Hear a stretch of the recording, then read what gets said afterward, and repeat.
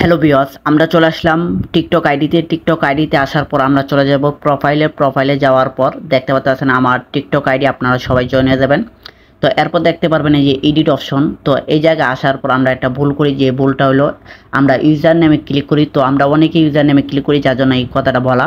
তো আমরা কি করব, এই যে দেখেন এই নেম অপশনে আমরা ক্লিক করব। এরপর আমরা এই নামটাকে আমরা ক্রস করে ডিলিট করে দিব, ঠিক আছে, রিমুভ করে দিব।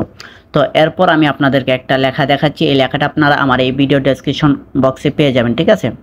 এই যে দেখতে পাচ্ছেন, তো ফার্স্টে আমরা শুরুর দিকে যে দুইটা এই যে এই @ এই দুইটা আমরা ডিলিট করে দিব, ঠিক আছে। আমি আপনাদেরকে দেখাই, এই যে দেখেন এই ডট পর্যন্ত আমরা ডিলিট করে দিলাম।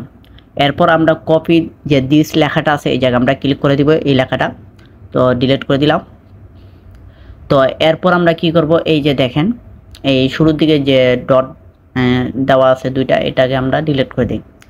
তো এরপর আমরা এই যে দেখেন মাঝখানে এটা আছে, এটাও আমরা ডিলিট করে দিলাম, ঠিক আছে। তো এখন আমরা সেভ অপশনে ক্লিক করব, ঠিক আছে। এই যে সেভ অপশন, এই সেভে ক্লিক করলাম। তো দেখতে পাচ্ছেন, এরপর আমরা এই যে কনফার্ম অপশনে ক্লিক করব, এই কনফার্ম অপশনে ক্লিক করলাম। তো এখন আমি আপনাদেরকে প্রমাণ সহকারে দেখাচ্ছি। এই যে আমি ব্যাকে চলে গেলাম, এই যে দেখেন আমার আইডিতে কিন্তু এখন কোনো নাম নাই।